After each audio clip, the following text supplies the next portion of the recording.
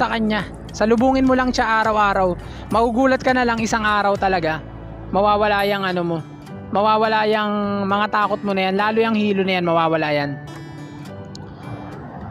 Yung hindi lang yung hilo ang nararamdaman ko nun eh. Alam nyo pa guys, yung makakaramdam ako ng hilo. Sabay-sabay kasi ito eh. Kakabahan ako. Takot na yung mangingibabaw sa akin hanggat sa magpalpitate na ako.